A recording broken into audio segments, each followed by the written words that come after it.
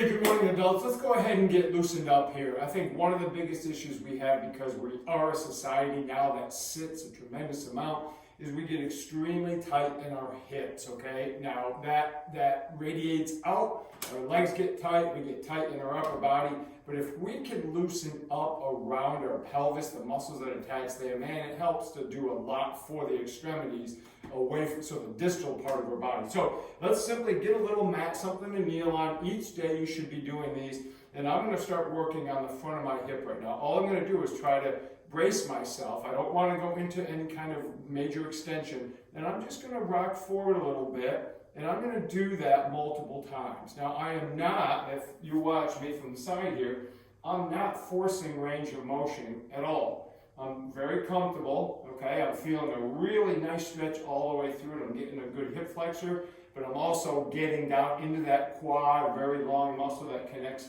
both my hip and to my lower leg. Just working some range of motion. The main thing is when you're doing flexibility or range of motion training is don't go to extreme ranges, but also don't baby it. You have to be able to push a little bit of range of motion, but it should be very comfortable, and it should be movement based as much as possible, okay? Get moving. You can hold stretches, absolutely, but if you're moving, you're going to get blood flow, you're going to get fluid movement, and you're going to just increase that range of motion, because as you build energy, energy is going to give you the range of motion that you need, because it's going to get warmth in there because of blood flow and fluid, okay? So the energy of the movement helps. So I do this, and then I can start putting a little bit of pressure down on my knee, which gets me to turn on, and then I can really get a nice stretch, maintaining a nice safe spine position, okay? And then I would just go ahead and switch it up, do the same thing on the other side. And all I'm trying to do is open up, get some freedom in there, so that when I walk and I move and I squat and I bend and I rotate, my hips are allowing me to go through the proper range of motion, and I'm not compensating. Then all of a sudden I end up with a sore back, and which, believe me, I've lived with a sore back most of my life, and it's no fun. So what I'm going to do now is I'm going to go from here, and I'm just going to go to the side like this, and all I want to do now is I'm just going to kind of like do like a little semi-squat on this straight leg, and that's actually opening up kind of in the frontal plane now, getting through that hip. Same thing. Now I can add a little more stretch by going up and over the top, and I just work, again, multiple reps on each side. You know, I could tell you to do 10, I could tell you to do 5, I could tell you to do 20. It's up to you. It's how much time you have, how it feels. And don't do like one 30-minute session a day. I'd rather you do multiple 5-minute sessions throughout the day, because then you know you're going to be moving. And this just starts to really get those hips. Now, right now, I'm really hitting a lot of adductor, and it feels great to get it opened up, okay? So now I'm going to try to get a little bit of range of motion by doing just a rock back, but I'm going to do it one leg at a time, and I'm going to step all the way through. Go down, so I'm getting a nice hinge, nice and easy pattern, nothing hard. Just work through it. Okay, I'm going to switch so I can show you both sides. Go down, get a nice hinge, and then come out of the hinge, open up the hip. Down.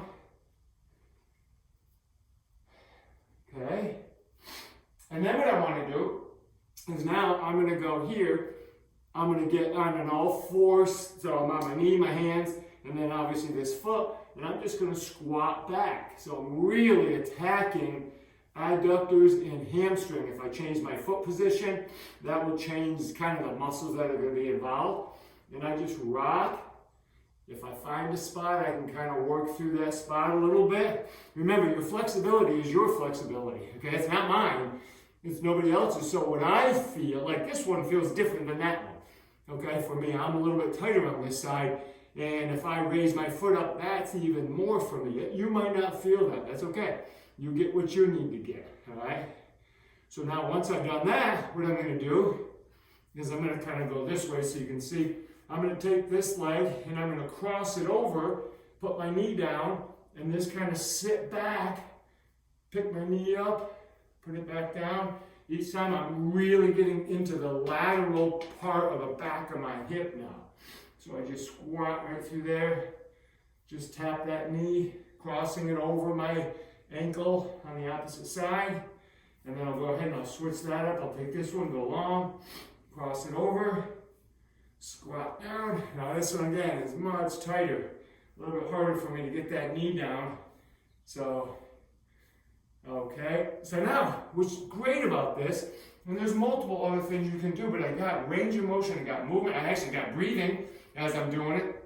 My heart rate goes up, I'm getting warm, and now the range of motion in my hip is much better than it was 5 minutes ago before I started this video. So make sure you do your mobility, feel good while you're doing it, and enjoy your day.